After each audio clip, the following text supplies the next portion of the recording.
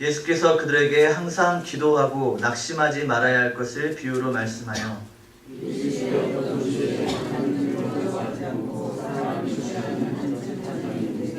그 도시에 한 과부가 있어 자주 그에게 가서 내 원수에 대한 나의 원한을 풀어주소서 하되 내가 얼마 동안 듣지 아니하다가 내 속으로 생각하되 내가 하나님을 두려워하지 않고 사람을 무시하나 이 과부가 나를 번거롭게 하니 내가 그 원한을 풀어주리라. 그렇지 않으면 늘 와서 나를 괴롭게 하리라 하였느니라.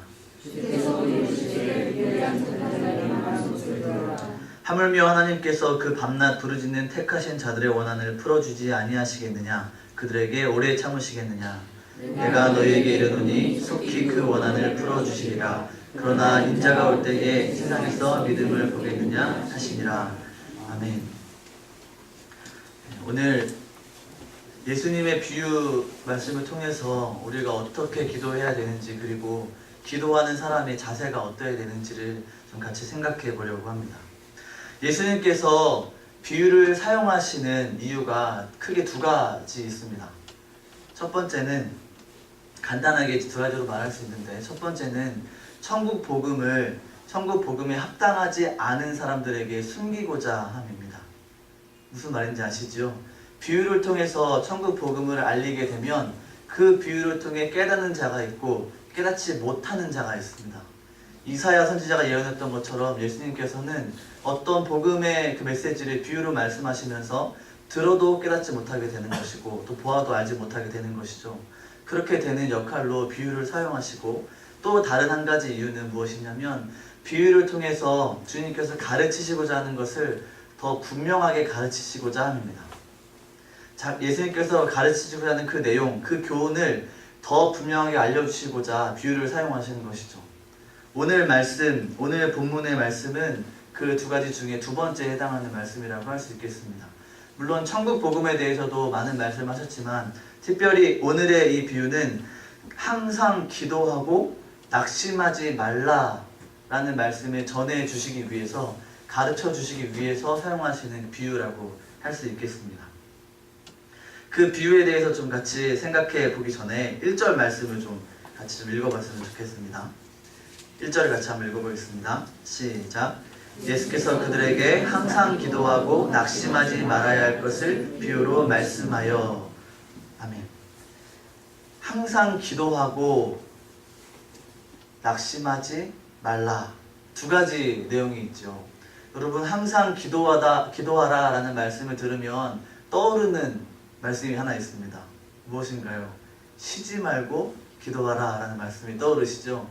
그 데살로니가전서 5장에 나오는 그 말씀인데, 여러분, 항상 기도하라고 하니까 24시간 기도하는 건 아니겠죠? 화장실도 가지 않고 밥도 먹지 않고 기도하라는 말씀 아니겠죠? 그런 것이 아니라 예수님께서는 분명히 기도를 항상 하라고 말씀하셨는데, 이 항상 하라는 것은 무시로 깨어서 기도하라 혹은 끈질기게 기도하라, 그런 내용을 포함하고 있는 것이죠.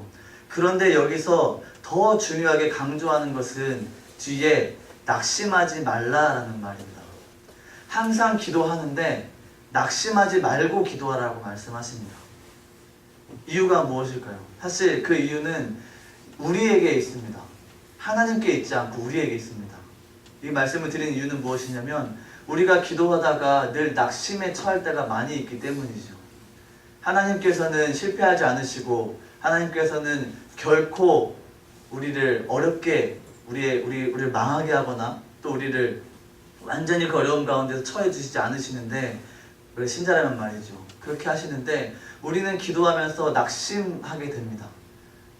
이렇게 길을 가다가 그 길 가는 중에 넘어져서 힘들어하고, 길을 가다가 다른 사람이 나를 해코지한다고 힘들어하고, 또 길을 가다가 제 풀에 걸려 넘어져가지고 힘들어하면서 낙심하게 되죠. 또 기도하다 보면은 이렇게 기도해도 될까? 이렇게 기도하는데 왜 이루어지지 않으실까? 하는 생각 때문에 스스로 낙심에 빠지기도 합니다. 자기가 원하는 것을 기도하게 되지요. 사람은 자기가 원하는 것을 추구하며 살아가기 때문에 반드시 자기가 원하는 것을 기도하게 됩니다. 근데 그 기도들이 이루어지지 않는다 싶으면 사실 우리는 낙심에 빠지게 됩니다. 그 이유가 어떠하든지 간에 그렇게 됩니다. 그래서 예수님께서는 낙심하지 말라라고 말씀하고 계십니다. 이 낙심하지 말라는 이유를 좀 더 분명히 하는 것은 이 본문이 18장 말씀이죠. 17장 말씀에 보면 그것이 좀 분명하게 드러납니다. 읽지는 않겠지만 17장 말씀에 보면 예수님께서 자신이 고난당하고 죽을 것에 대해서 예언하시고 또 한 가지 예언을 하시는데 재림 때까지, 내가 다시 올 때까지 그 전에 너희가 고난을 받을 것이다, 환난에 처할 것이다 라고 말씀하십니다. 그것에 이어지는 말씀이기 때문에 낙심하지 말라를 해석할 수 있겠죠. 어떻게 해석할 수 있겠습니까? 고난 가운데 거할지라도 낙심하지 말고 기도하라는 것입니다. 사실 사람들이, 예수 믿는 사람들이 고난을 당하지 않을 수 없습니다. 예수를 믿는 사람 혹은 믿지 않는 사람 모두 다 고난을 당하죠. 그런데 예수 믿는 사람은 조금 더 고난을 받아야 된다고 저는 개인적으로 생각합니다. 왜냐하면 경건하게 살려고 하는데 반드시 따르는 핍박이 있기 때문이죠. 의의 줄과 목말라서 정말 하나님의 뜻을 추구하고자 살아간다면 반드시 우리는 세상에 대해서 낙심하게 되고 세속에 대해서 우리는 스스로 후회하게 되고 허무함을 느끼게 됩니다. 그래서 그것을 추구하며 살아가다 보면 그 모든 것이 나에게 위로가 되지 않고 나에게 풍요함을 줄 수 없고 결국은 일시적인 기쁨밖에 주지 못한다는 걸 깨닫기 때문에 제 풀에 꺾여서 낙심할 때가 있습니다. 기도를 하면서도 두 마음을 품기 때문에 그런 일들이 많이 일어나는 것이죠. 만약에 하나님께 기도할 때에 참된 안식을 경험하지 못한다면 그것은 누구 책임이겠습니까? 하나님 책임이겠습니까? 그렇지 않죠. 우리의 책임이죠.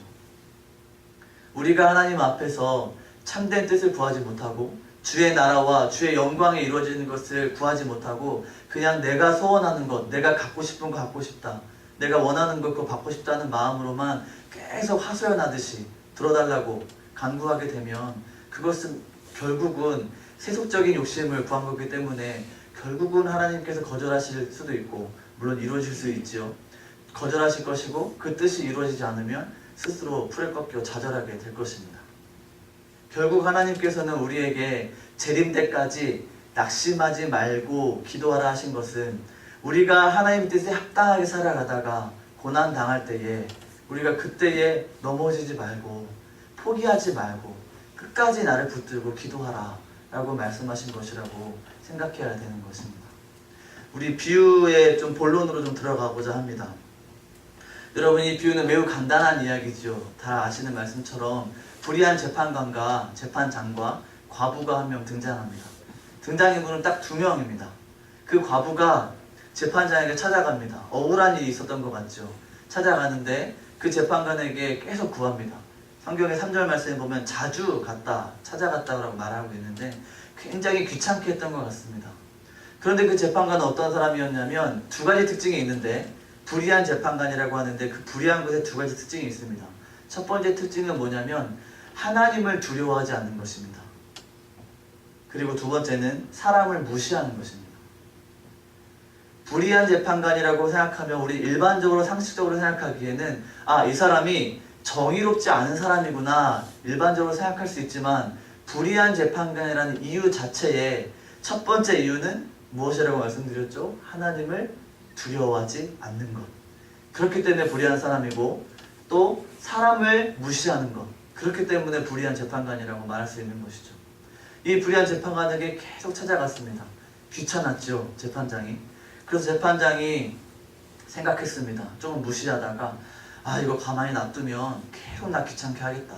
날 너무 번거롭게 하겠다. 그리고 또 한편에는 성경에 나오진 않지만 주변 사람들의 시선도 의식했을 것입니다. 내가 이렇게 계속 강구하는 거 들어주지 않으면 사람들이 좀 나쁘게 나를 보지 않을까? 평판을 이제 의식하면서 생각했을 수도 있겠다고 추측을 하게 됩니다. 결국 그래서 자기의 이유 때문에 과부의 뜻을 들어준다고 생각을 하죠. 이게 비유의 끝입니다. 사실 되게 간단한 이야기입니다. 하나님께서는, 예수님께서는 이 비유를 통해서 말씀하시고자 하는 것이 아주 분명했습니다. 무엇이었습니까? 불의한 재판관이 이렇게 간청하는 과부의 뜻도 들어주는데 하물며 의로우신 하나님께서 너희 기도를 듣지 않겠느냐.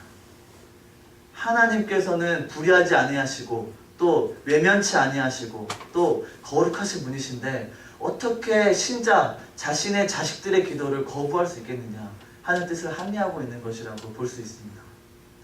의로우신 하나님께서 매우 자비로우신 분이시죠. 사랑이 많으신 분께서는 매우 공의로우신 분이시죠. 그 하나님께서는 우리의 기도를 들으신다고 분명히 말씀하고 있는 것입니다.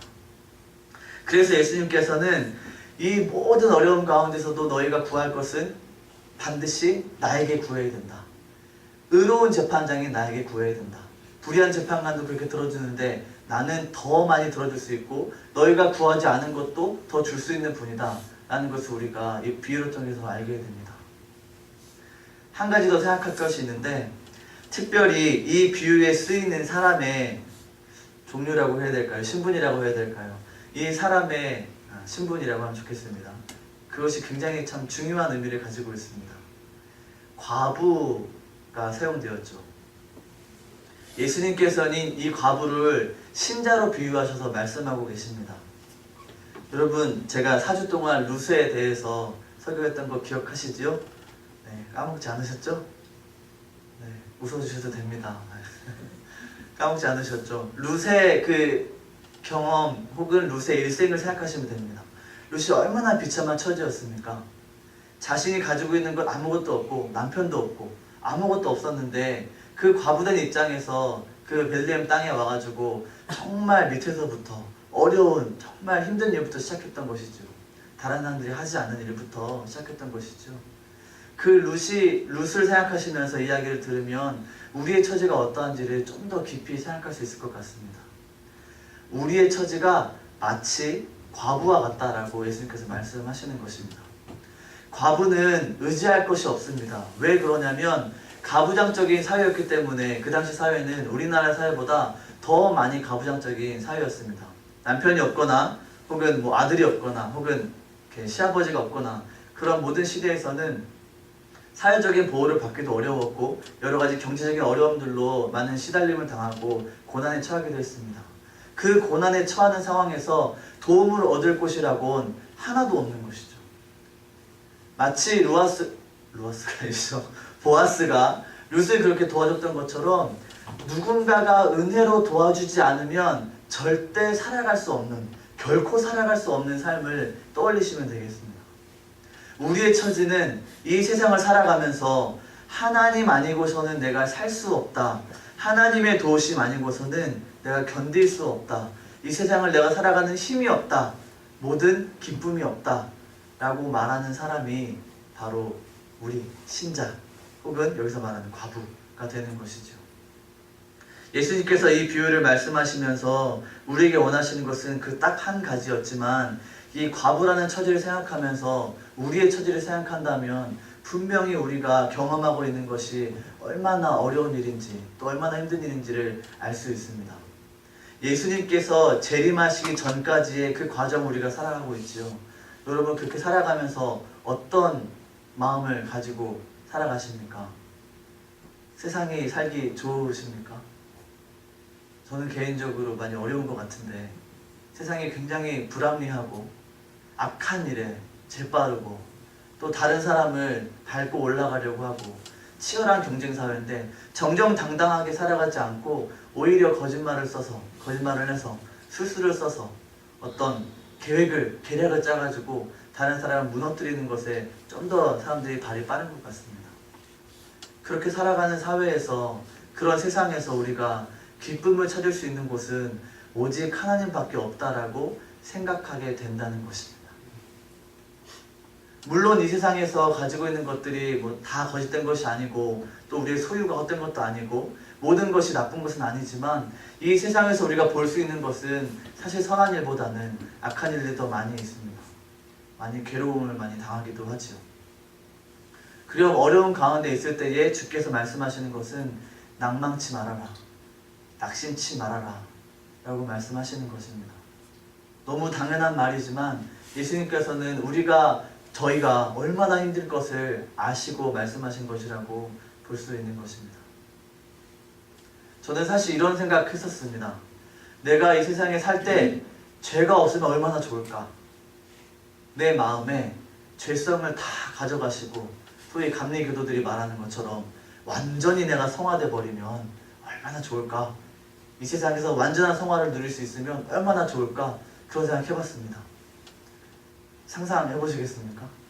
그 순간 천국이 완전히 이루어지겠죠. 하나님의 뜻은 아니죠. 이 땅에서 완전한 성화는 없고 우리가 죽어서만 경험할 수 있게 되는 것인데 혹시 그렇게 되면 얼마나 좋을까? 그러면서 이런 생각도 했습니다. 죄가 있으니 그냥 빨리 죽었으면 좋겠다. 무슨 낙이 있겠노? 이런 생각하면서 예수님 언제 오시지? 이런 생각 많이 했습니다. 저만 생각했나요? 여러분도 생각하셨죠? 네, 두 분 끄덕거리셨는데 네. 예수님이 오시는 것을 정말 간절하게 사모하게 됩니다. 사실은 건강하지 않죠. 제가 한 가지 말씀드리고 싶은 것은 제가 인생사를 이 가치관들을 가질 때 어렸을 때 어떻게 가졌었냐면 짧고 굵게 살아야 된다 라고 생각했습니다. 이게 맞습니까? 틀립니다. 성경적인 사고방식은 아니죠. 뭐가 맞을까요? 제가 비유를 객관식으로 드리겠습니다. 자, 1번 가늘고 길게 산다. 2번 굵고 길게 산다. 3번 가늘고 짧게 산다. 4번 뭐죠 이제? 굵고 길게 산다. 맞죠? 맞을 거예요. 네. 무슨 뜻인지 아시죠? 제가 말을 잘못했더라도 여러분 이 중에 성경에 말하는 인생관, 가치관의 정답이 몇 번일까요? 다 아시면서 지금 모른 척 하시는데 4번이죠. 굵게, 길게 살고 싶어 하는 것이 사실 인생이 성경적인 인생관을 가지고 있는 사람의 가치관이어야 합니다. 근데 저는 짧고 굵게 살고 싶었습니다. 왜 그럴까요? 은혜보다 죄가 더 크게 보였기 때문이죠. 하나님께서 주시는 복보다 내가 경험하는 아픔이 더 커 보이는 거죠. 결국 불신앙이죠. 믿음이 없는 모습이죠. 믿음이 있다면 가늘게가 아니라 굵게 살고 싶고 또 짧게가 아니라 길게 살고 싶어 합니다. 왜 그럴까요?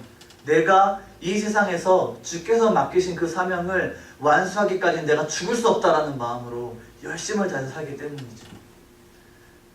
부끄러운 고백이지만 사실 저는 2번과 4번은 아직까지 왔다 갔다 하고 있습니다. 주님 언제 오시지? 오늘 오시면 좋겠다.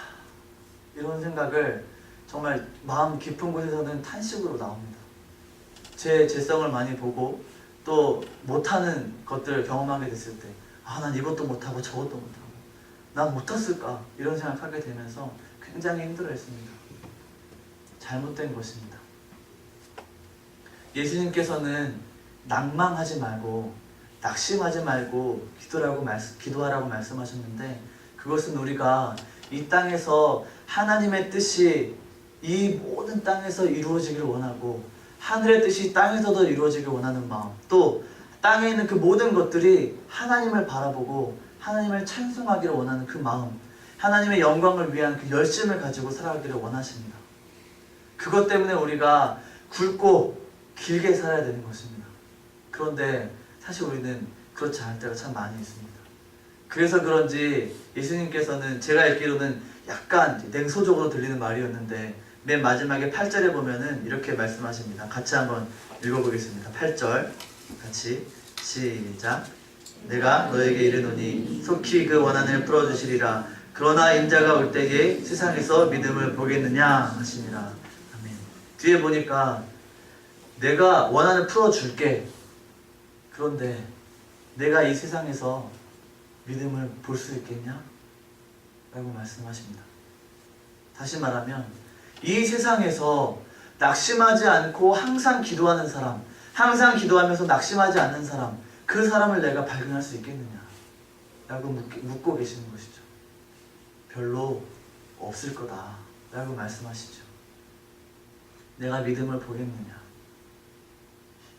조금 더 생각하면 항상 기도하지 않는 사람, 그리고 낙심하는 사람은 사실 믿음이 없기 때문에 일어난 일이라고 생각할 수 있습니다.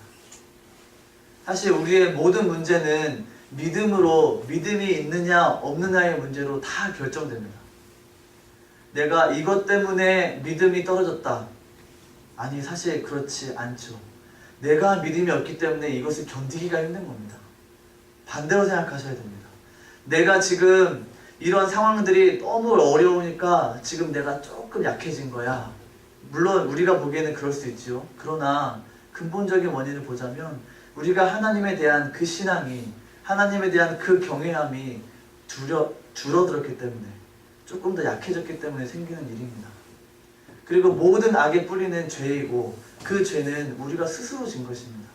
누구의 탓을 할 수 없고 또 나의 탓으로만도 할 수 없는 그런 여러 가지 모순적인 상황에 살고 있는 것이 우리의 인생입니다. 그 가운데에서 우리는 스스로에게 믿음이 있는가 없는가를 계속해서 질문하면서 살아가야 되는 것이죠. 바울은 고린도후서에서 13장 말씀 중에 너희가 믿음 안에 있는가를 스스로 확증하라 라고 말하고 있습니다. 거기서 그 너희가 누구입니까? 불신자입니까? 신자입니까? 신자이지요.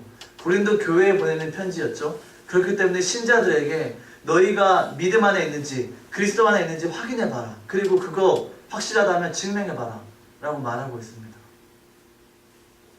여러분, 우리가 기도하지 않는 이유는 믿음이 없기 때문입니다. 여러분, 우리가 하나님께 기도하다가 낙심하는 이유는 하나님을 더 신뢰하지 않기 때문입니다. 그래서 어떤 면에서는 기독교인이다 혹은 아니다 라고 말하는 그 기준이 기도하느냐 기도하지 않느냐 라고도 말할 수 있는 것입니다. 그 기도는, 제가 말씀드리는 기도는 그냥 내가 하고 싶은 것, 내가 얻고 싶은 것, 원하는 것 그냥 구하는 그 기도를 말하는 것이 아니라 정말 하나님 뜻이 이 땅 가운데 이루어지길 원하는 마음으로 주의 뜻이 아니면 이루어지지 않기를 원합니다 라고 하는 그 마음으로 기도하는 것 말하는 것입니다. 시간 다 채워가지고 내가 30분 약속했으니까 30분 채울 때까지 기도해야지, 시간 재고 30분 땡 기도 끝, 이런 기계적인 걸 말씀드리는 것이 아니라 단 10분, 아니 단 1분이라도 정말 하나님 앞에서 내 모든 죄악을 다 고백하고, 1분이면 충분합니다. 어떻게 보면 그렇게 고백하고, 하나님, 내가 주의 뜻에 따라 합당하게 살기를 원하지만 내게 그렇게 살지 않고 있습니다. 도와주십시오. 주님, 이런 나라도 주께서 사용하시겠습니까? 라고 하는 겸손한 마음으로 주께 구하는 것, 그 짧은 기도도 하나님께서 기뻐하시는 기도입니다. 대외적인 기도도 할 수 있고 충분히 많은 다른 나라 또 뭐 다른 어려움들 구하면서 이거 다 용서해 주시고 이거 다 채워주시고 함께 해달라고 구할 수 있지요. 그것도 충분히 하나님께서 원하시는 기도입니다. 그러나 우리의 마음을 쏟지 않으면서 그냥 다른 사람들 그냥 누가 아프다니까 고쳐주세요 라고 그렇게 말하는 것이 기도가 아니라, 정말 하나님, 이 지체가 하나님 뜻에 따라 살고자 하는데 예배당에 나와 예배하고 싶어 하는데 그러지 못하고 있습니다. 주님, 그 지체를 불쌍히 여겨주시고 우리와 함께 신앙생활 할 수 있도록 도와주세요 라고 기도하는 것, 이것이 정말 참된 기도죠. 우리는 낙심하지 말아야 합니다. 그런데 더 중요한 것은 기도하되 낙심하지 말아야 합니다. 여러분이 구하는 기도 제목을 가지고 매주 금요일마다 혹은 또 새벽마다 또 주일 또 수요일 나오실 줄 압니다. 여러분, 그 기도 제목을 절대 포기하지 마시고 주의 뜻에 따라 주의 시간에 맞춰서 이루어 주시길 원하나이다. 주의 뜻이 아니면 이루어지지 않기 원하나이다. 그렇게 기도하시기 바랍니다. 저 또한 그렇게 기도하는 것을 원하고 또 그렇게 기도할 때에 참된 안식과 기쁨을 누리게 됩니다. 우리 아까도 찬송했었는데 그 참된 안식과 기쁨은 주님 보좌 앞에 나아가서 기도할 때에, 하나님을 경배할 때에 누리게 되는 것입니다. 그냥 단순히 푸념 시작하여서 하소연으로 시작하여서 기도가 될 수 있습니다. 그렇다고 아예 하지 말라는 말이 아닙니다. 기도를 잘못하게 하는 것이 하지 않는 것보다 낫습니다. 이해하시죠? 결국 정말 잘못된 의도로 시작했더라도 바른 길로 주께서 인도해 주실 것입니다. 그렇기 때문에 그 기도를 주님께서 안 되실까봐 두려워하면서 기도하실 필요도 없습니다. 기도 안 하시는 게 더 나쁜 것입니다. 저에게도 똑같이 해당되는 말씀입니다. 우리는 낙심하지 말고 기도해야겠습니다. 주님의 뜻이 이루어지기를, 주님의 뜻이 먼저 내 마음 가운데, 내 삶 가운데 이루어지기를, 그리고 내 주변에 있는 사람들에게, 가정에, 교회에 이루어지기를, 그리고 온 세계, 온 우주 만물 가운데 주의 뜻이 이루어지기를 낙심하지 말고 기도해야 하겠습니다. 우리 여기 계신 모든 성도님들이 하나님 앞에서 신실하게 살아가시면서 낙심치 말고 포기하지 않고 끈질기게 과부와 같이 하나님께 간절히 매달리는 우리 모두가 되었으면 좋겠습니다.